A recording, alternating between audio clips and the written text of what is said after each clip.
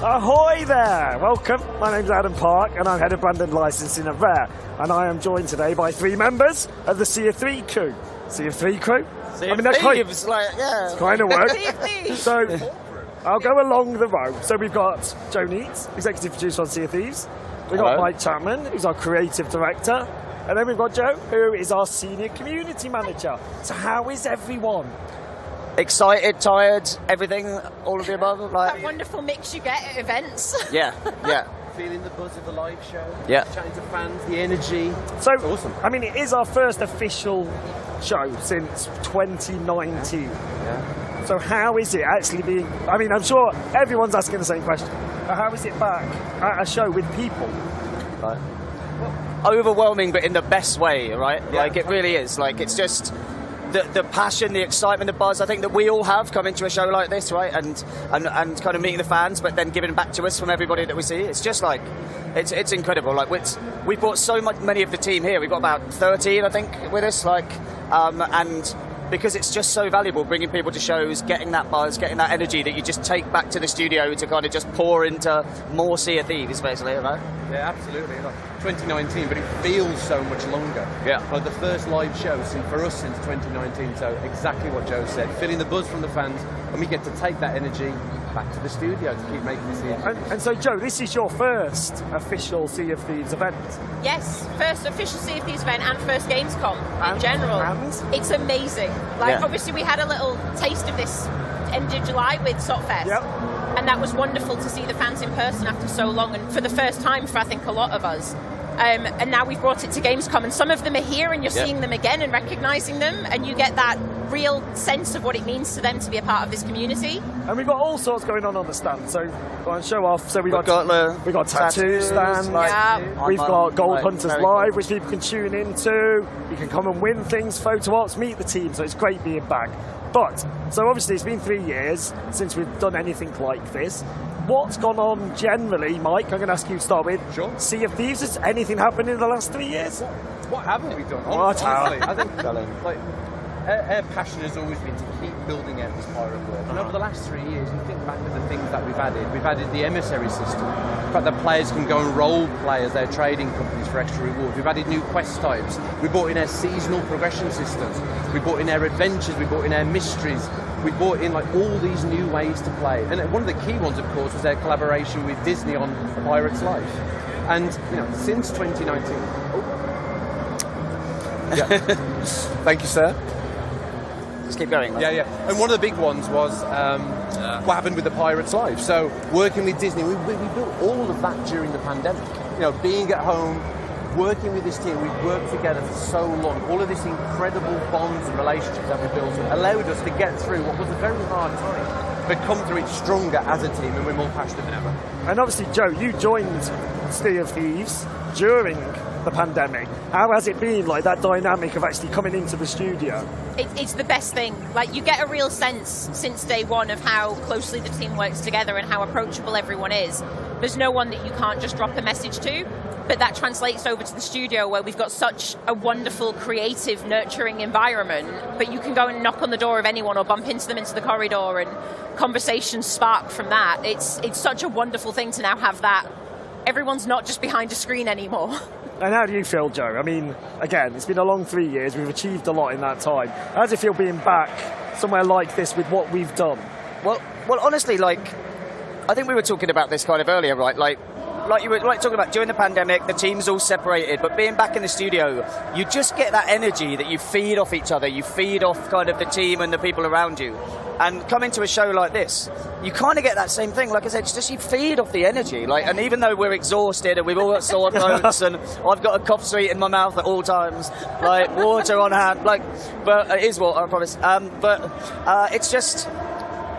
It just gives you this energy and desire and passion to just like want to go back to the studio and just pour it into your work and pour it into the game. And you kind of want to take it and bottle it, right, and then take it back to the whole studio, like we always do when we go back. We take photos and videos and do a big presentation and really try and just get people to understand what it's like to meet the fans, right? And you get the afterglow, and this is what we'll experience next week. We'll have this wonderful Gamescom afterglow as we get to take that back to the studio, like Joe said, and put it into all the ambitious things we've got planned for this year and beyond. Well, before we get onto that, teases and the like. So you did, like you mentioned it, one of the things we introduced in the last few years was seasons. Yes. Season 7. Yeah. Just gone live a couple of weeks back. Indeed. And it's a biggie. It is a biggie. It's a biggie. So, like, what have you, and I'm going to start with you, Mike, but I will come to you, what have you kind of enjoyed seeing people do? And what has Season 7, like, introduced to Sea of Thieves? Well, Season 7, you're right, is a big one. And the idea of being a pirate captain in our world, the idea that your ship becomes an embodiment of who you are in this world and your pirate journey. Captaincy extends that pirate journey. It allows you to, as our community have often requested, to name your ship for the first time, to have this persistent identity for your ship.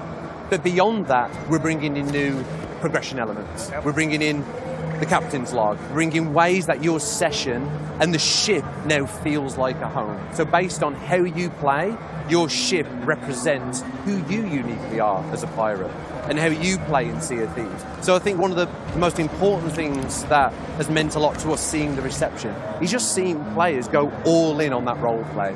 You know, we're going all in on the idea of this is who I am, and when you board someone's ship, that representing who they are in the Sea of Thieves world. And why captaincy now? Like, what made sense to bring it in at this point? Well, it's one of those features. I think we were always going to do it. Yeah.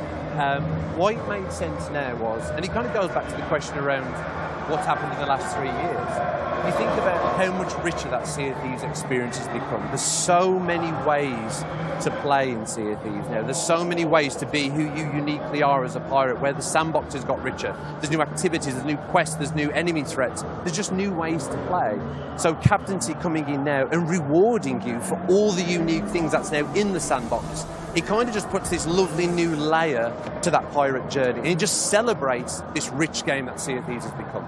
And I suppose, Joe, from a community perspective, you must have seen this played out in real time. Like, how has the community taken to captaincy? That's the thing. Like, from day one, they've been asking, when can we name our ships?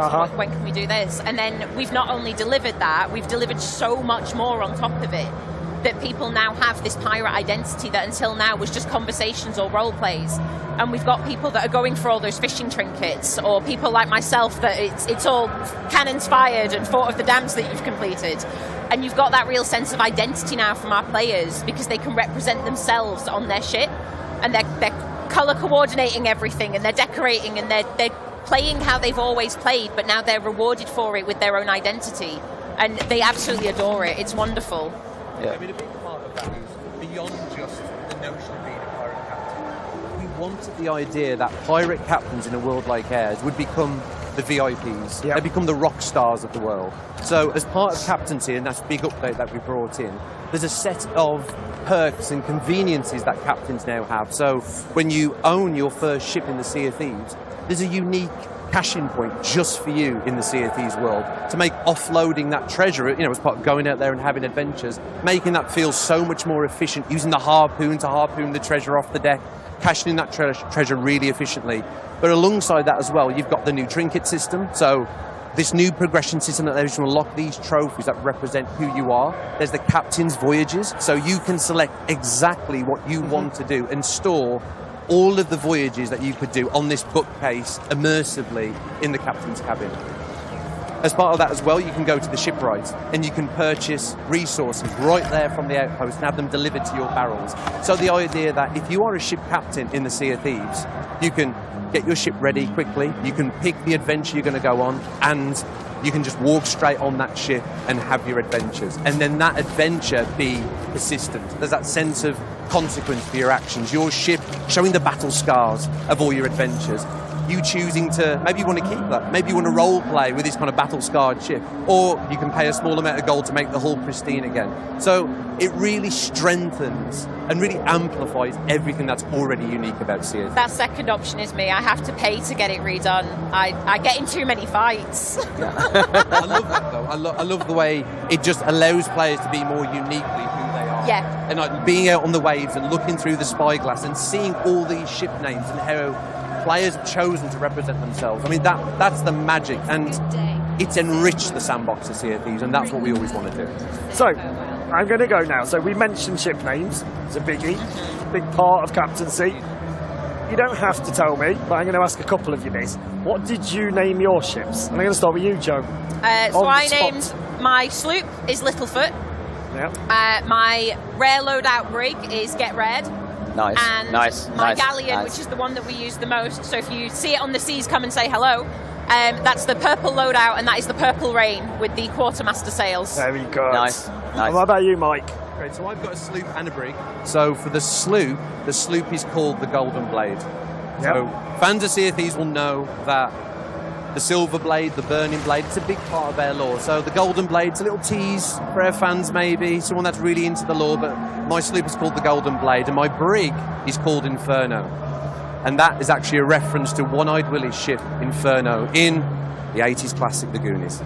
And why, Mike, is the Goonies so unique? Because it's something that comes up, like, right back. And Joe? It's because the 80s was the best decade. Like, beyond, like, that's just Hands like... down, no contest. Broadcast over. Yeah. No, but you took the whole team to see the Goonies during development. We did. We hired a cinema out, didn't we? We hired the Electric Cinema out in Birmingham, very lovely independent cinema. But yeah, had some pirate-themed cocktails that they put on, and yeah, we took the whole team to see it because it was all about that camaraderie, that adventuring together, right? Like, in all seriousness, like it's hard not to get emotional when Joe. That's such an incredible memory of the development of Sea of Thieves, and in such a deep and meaningful way. When we went to watch the Goonies together, it felt like we, as a team, were about to embark on our own pirate adventure, like the characters in that movie. And we knew we wanted to create a game where the bonds between the crew felt like the bonds between the characters in the Goonies. They're on this pirate adventure, they don't know what's going to happen, they're going to be surprised by all the dangers and the perils that come their way. So the Goonies for us is just, it's a lovely memory, but it really feels in tune with the spirit of what Sea of Thieves has always been. Yeah. So Joe, instead of asking you what your ship's called, no one's asked me. No one's asked you? Mine was Notorious BRG, which works verbally, doesn't work when written. Anyway, so what's some of the favourite ships you've seen, though? So what I love about like the ship naming throughout the community is obviously people trying to make humorous things, try and make stuff that it's going to get a reaction or get a chuckle from people when they look through the kind of spyglass and see it and stuff. So like SOT, so SOT Final Boss, like that gave me a little chuckle, right? That did. Like, it's like you see that, it's like, yeah, I love that. People like role-playing as the fearsome kind of AI threat in the world. But I just love it. I love that. Anything that makes me chuckle is what gets me, right? And there's so much of that. But that was one that stuck in my head that I think someone tweeted from God of Reddit or something. But yeah. And what about you, Mike? Any favourites? That is a great example. And obviously, how awesome players have got this new way to express their creativity in the Sea of Thieves world, and the fact that we can laugh about it together. But honestly, there's so many examples. But Usain Bolt, referencing Usain Bolt, the Olympic medalist, that made me chuckle. I like the way that you felt like you had to explain that. Well, I want to make sure. It's all right. The world-known Olympic medalist. But one that I just can't forget. It's a little bit dark, but she kept the house. Beautiful. That really made me chuckle. That is good. It's very clever. It's very clever. And how about you, Joe? Honestly, the really obvious ones are the ones that make me giggle. I ran across a galleon that was just, this boat is big. Yeah. I was like, yes, it is. Little salute on your way. Aye, it is. Yeah. And it's those ones that I like, but you see them, as you say, you've got the role-playing ones where they've gone for some variation on something we've got in game, or you've got just the funny puns that we've seen as well. And it's that creativity that you see, and you're like, you can almost judge what kind of pirate they are. Yeah. But not all the time, and I love that. Yeah. No, you're right, actually, because if someone's got a humorous, like, this boat is big thing, you can imagine approaching them maybe and like having a laugh with them, right, and speak to them over, using the speaker jumpy or something. Yeah. So, yeah, you're right, actually. It really adds a kind of different sort of feeling, doesn't it, to encountering other ships. So I do actually have the top 10 boat names. Oh, okay. Right. This is where we would have Top of the Pops music. Okay. For people of a certain vintage. Cool. Right. Did you prep them to, like... No. Okay. Well, actually, does anyone want to guess? See if anyone can guess what number one is. I just flashed it at the camera. Like a tour. Like a tour. That would happen. We knew you'd do that. I am a Conservative MP. I would say knowing our fans, knowing our community and the role play of the world, and generally how things go down, I would predict something like The Black Pearl. And you would be quite right, mate. Yeah, and collect your gift. There's a lot of black pearls out there, and how awesome is that? And that's that original creativity and humour that we love to see from our players. Yeah, it's come on, let people role play. Let people role play. Is what the game's all about. Any go on, Joe. There's Black Pearls in there. Yes. And there's got to be a Flying Dutchman. You would be quite right. Top 3? No, actually, he's number 7. Oh. Joe? Sorry? Usain Bolt. Correct. There you go, that's in there. So others in the top 10. I'm not going to do an exhaustive list, but we have Sloop Dog. Sloop Dog, nice. Very good. We have Y. Why? The letter Y. I don't want an existential crisis while I'm sailing. Why? Why? Why? Is this just what they wanted? Just like why? Don't come at me with those difficult Don't questions. get, look at on the that. You way. looked really troubled by that, mate. I am troubled. I don't understand that one. No. And then, so, If your ship's named Y, get in touch. Yeah. yeah, actually, yes, let us know why. Please. And we hope it's not rude. Yeah. So we've also got Unsinkable 2. Yeah. Okay. Oh, I Titanic thought there'd be reference. Titanic in there. Okay. Yeah. Jackdaw. Jackdaw. Yes. Okay. Real- Thousand Sunny. Oh yeah. Right, okay, yeah. Going Merry and Queen Anne's Revenge are Of all in there course. as well. One Right. and only. So Very there we good. go. Right, so moving on then. Were any of those Sea of Teasers? No.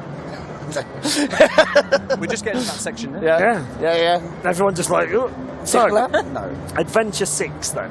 Adventure 6. So it's live right now. People are playing it as we speak. So can you, Mike, probably best, give us an overview of where this fits within the lore and the story? Where are we? Yeah, so we're in a really interesting time in the Sea of Thieves now in our storytelling, where it's set against the backdrop of these emerging factions in the Sea of Thieves. And our players will know that last year, as part of the Pirates' life, the Dark Brethren emerged, working with Davy Jones. And of course, Davy Jones got defeated because of the valiant efforts of our players. But the Dark Brethren are still around, with Amaranta, their new member, who's an ex-Sea Dog, and we've got everybody's favourite, Duke. So there's the Dark Brethren. There's, of course, the one and only Pirate Lord and his pirate legends. Players are often part of that. And we've got the third area of that, the third faction, which is, of course, Captain Flameheart. So Captain Flameheart and the Reaper's Bones and the Servant of the Flame. So what you're seeing now at this point in Sea of Thieves history is this factional war between these pirate groups that have all got their own vision for the pirate's life and the way they want the pirate's life to be in the Sea of Thieves. And unfortunately, poor Merrick has got himself ensnared in the middle of that. And in Adventure 6, players are recruited by the Pirate Lord to go on this daring rescue mission into the Sea of the Damned, to the new hideout of the Dark Brethren, which is the Twisted Sea Dog Tavern, a memory of that iconic Sea Dogs Tavern from the main world. And you work together with crews to save Merrick. But one of the big things that players who've played it will already realise is this actually brings a chapter of Merrick's story that began with the Hungering Deep, continued with the Shrouded Deep, to the Forsaken Hunter, where Merrick was unfortunately killed and went to the Sea of the Damned, to now in Hunter's Cry. It brings this chapter of Merrick's story to a touching conclusion. The story's not over, but it brings this part of the story to a conclusion. So definitely worth experiencing that story, because it's going to have important ramifications for the rest of the world. So I met someone yesterday, and they were a massive fan of Merrick, and they wanted to talk to you about that. They came to the stand, they're down there, like with a cutlass. But like, no, they were like, they wanted to talk to you. They had some questions. They had some questions. Deals can always be struck, and I'm open to ideas, but it's Merrick or Shelley. Shelley the Crab. That's what it's going to come down to. Is this a decision point? It's next decision point. It's the new Daddy or Chips, isn't it? It's like, You can't do that! Daddy or Chips. That's a deep cut, that is. Place your bets. Place your bet. So, you're still chuckling at your own jokes, Joe? that's what I do. That's why he's here. So, how far are the adventures planned? And like, and without teasing anything or giving anything away, like, how far out are we looking in terms of where do you know the story is? How far out? Really far. So I think. What's really? Really far. Well, I'd say, like, thematically, like, where we want to go and the direction we're heading into and how we want to represent the pirate's life in all these different ways in the Sea of Thieves. That is planned out multiple years' worth at a high level. In terms of absolute specifics of what the story beats are and exactly which characters are involved and in what way, That's planned out. I mean, it's probably a year and a half's worth of storytelling and adventures that we've got planned out. And we need to do that because that's the way that you make things meaningful and make it feel authentic to the Sea of Thieves. When we know what's going to happen to a character in a year and a half's time, we can start seeding things early. Start bringing players organically into that storytelling. We love to do that because it makes everything feel more meaningful. And how do you think the community engage with the lore? Is it, because obviously it's not a prerequisite to playing the game, but those who love lore. Oh yes, they do. I was going to say you have to get those specifics right, because if one thread is out of place, if one character isn't in the right look, they're going to notice, and they're going to tag Mike on Twitter until he answers for his lore crimes. they know their stuff, that's the thing, because they've been so invested since day one, and we've now stepped it up with the amount of lore we're delivering. And I know across our social channels and on Discord, we've got separate channels, and we had to separate out the lore section, because we've got mysteries and adventures and then general lore, and they're all over it, and they're sharing theories and they're swapping stories, and they thoroughly embrace that side of the storytelling that we've got now. And I love that. I love that. I mean, that to me shows that a lot of our community are invested in the world and they care about our world. And you're right. Of course it's not a prerequisite to play Sea of Thieves. Sea of Thieves is this wonderful sandbox adventure game where you get to choose your own adventures. But we've always believed that the more meaning and purpose we can put into the world, the deeper we can make that world feel, the easier it is to immerse yourself in those adventures and that role play. So it's there, waiting, full of surprises for players that want it, but it's not a prerequisite for Sea of Thieves. And how do we bring in expanded universe into this? Again, with the planning, we need to know what's coming, but say the most recent novel. We planned that, was it 2 years ago? We had the first Tracy. Quite a long time ago, wasn't it? Yeah, so how do you kind of keep all of this? Is there a big board with lots of... We do have a lore Bible, which is quite high level. If it was too detailed, it would get hundreds and thousands of pages, probably. But it's a lot of meetings, it's a lot of discussion, it's a lot of building up that knowledge together as a team. I mean, you're right, everything in the EU is canon to our story. So what players have seen before with the Tales of the Sea of Thieves lore book, the 2 novels that we've now got out, the RPGs and the expansion, all of those stories are canon to our world. And there's a huge responsibility that comes with that. Experiencing any of those materials should be just another window into the Sea of Thieves world, and when you play the game, it should strengthen and vice versa, both of those elements. So we have to get it right. Every time. That's the pressure. That's the pressure. Yeah, that's the pressure. So we had our first decision point adventure, where the community effectively decided... Wrongly. Calm down. Can we edit this out? It's Saturday today. So the community were able to decide the fate of the world. So we're going to start by asking, what side were you all on? So I was Ruin Golden Sands. Golden Sands. And you even have that. How about yourself? Don't remind me, Joe. I'd actually forgotten that you were on that side. No. Save Golden Sands. You're surrounded. All the way. I am. I'm ensnared in the sandwich of the Reapers. Okay. A Reaper sandwich. No, I think... As we've seen today, interacting with people here at Gamescom, Merrick is such a beloved character, and what Merrick stands for, and he's a salty pirate that's lived his life in the Sea of Thieves, and people love that character. And I think for me, it's a more interesting story, and it's unbelievable that the community chose to go that way. The fact that they bonded together to take this positive action to defend Golden Sands. So which side were you, Joe? I think we can guess. Ruin Golden Sands, absolutely. And obviously all on the side of Sea of Thieves. Sorry? I'm not going to move away from that. I was going to make a Sunak trust. No, let's not do that. But we won't do that. Because that would be the most offensive thing you could ever do. To be... But, all right, moving on quickly, did we have the result you expected? Genuinely? No. It was, I couldn't predict. I kept watching the conversations happening, and we'd made all these fun things across our Discord servers so that people showed their allegiance rather than anything else.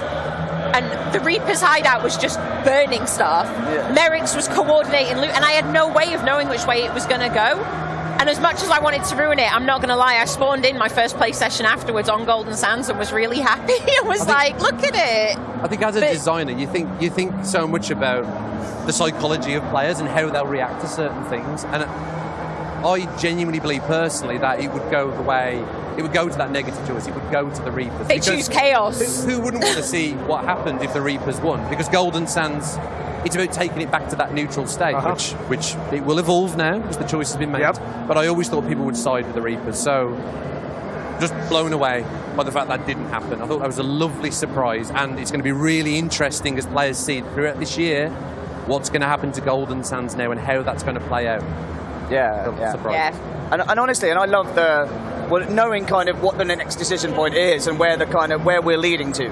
Like that is going to be another huge moment for our community to have to again make a choice, right? And the impact that's coming with that, right? Without teasing too much, but it's like, you know, later this year there's going to be another big one. Like I think bigger in terms of kind of emotional I think, impact. the emotional investment in the next one I think will be bigger. Well, so I'm going to ask again. You've kind of preempted the question, but so we're having another decision point. That's happening. Yeah, okay. Hey, there we go. Yeah, but, on the screen, that's and it's a big one. But so that was my question. Like, if we were to like scale it based on the last one, is this bigger, similar? What can people expect? Bigger. It's absolutely bigger. It cuts right to the core of some of the key characters in the Sea of Thieves. And we wanted to do that. We wanted to drive a big world change with Golden Sands. Obviously, we set that up with the first adventure, Trojan Island. And picking Golden Sands because it was a beloved outpost, beautiful palm trees, it's paradise. We knew that would trigger an emotional response for our players, but we've done that now. We've seen how players interact with it. We've learned some lessons about how to set up these type of live storytelling events, and now we're going to go even further. We're going to be even more ambitious with this second choice this year, so look out for that. And also mechanically, again, without spoiling it, but you've learned a lot from how we designed the first one and the activities people were doing and how we're going to be kind of, like, I love what we've got planned there in terms of like just the activities people are going to be doing and how that's going to play out and how it's just, I think, going to make the whole Sea of Thieves feel so different during that time period. Yes. It'll be a real moment in time, and Joe's right. We've deliberately in adventures so far done very different things. One's more focused on the pure gameplay, one's more focused on the storytelling, all these different set pieces, because we're learning, and we're going to take those learnings into the future adventures that we've planned out. We're already doing that. And you've touched on it slightly there, but how is it planned, like in terms of production as executive producer? Asking. In terms of production, as design director, like how do you kind of prepare for that decision point though? Like, you know, do we have both tracks ready to go, or is it more a case of, well, we assume this will happen, or we have a more neutral state? That genuinely is probably one of the most complex things we've ever done. Well, you got like 2 minutes. I'll keep it brief. But you've got to plan for both outcomes. We deliberately don't start building the bigger things because that would be an incredible waste of the team's time that we could put to more valuable things. But we have to plan out a junction point. So earlier on, when I was talking about the fact that we've got adventures planned out for the next year and a half, there's almost a fork in the roads there, where there's almost option A and there's option B, based on some of these community choices that we're planning. So it makes a complex job even more complex, but like so worthwhile. So worthwhile to see that play out with the community. And Joe, just kind of, we're going to wrap up in a moment, but like from what you know of the next decision point, like do you think we're going to see that kind of groundswell from the community again? I think they're gonna go wild for the next one. I think it's really exciting, and with that other decision point, they've seen how they can alter the world that they're playing in, and that most of them spend a lot of their time in. And I think this next one really is going to step it up, and I think we will see that resurgence of the passion that we saw in the last decision point, and then some. So to wrap up, then, we're here for a couple more days. What can people expect, like from us at Gamescom? Just come to the stand, basically. Like there's always going to be Sea of Thieves crew at the stand, right? And each day we have like there's a meet and greet slot that we've tweeted out. I don't know when, but it is 5 o'clock today, 5 p.m. today. 5 o'clock today, and then 1 o'clock, I think, every other day, I think. But and then you can come play, you can win the medallions, like you can watch the stream, but the whole point we're here is just to chat and meet with fans, right? That's why we brought so many people here. That's the energy we want. come and give Mike feedback and questions about everything. Specifically on Merrick. Yeah, specifically on Merrick. I love it. Honestly, that is the privilege of being at a live show like this. Nothing energises you more than talking to fans, feeling their passion, hearing their questions and their feedback. We don't just want to hear the good stuff, we want to hear the bad stuff. We want to learn, we want to make this service of Sea of Thieves and this pirate world the best it can possibly be. If you love pirates, Sea of Thieves should be the game for you. So we love nothing more than talking to our fans. We love the game as much as our fans do. What a wonderful place to leave it. Yeah, isn't that lovely? You didn't even ask any questions about Skull and Bones. What's that then? Tell me about Skull and Bones show. Oh, we're out of time. But no, so thank you. But this has been great. So thank you ever so much. And as Joe says, if you are here, do come down and see us. Please do, honestly. But if not, we'll see you on the seas. Indeed, yes. Thank you very much. Bye. Bye.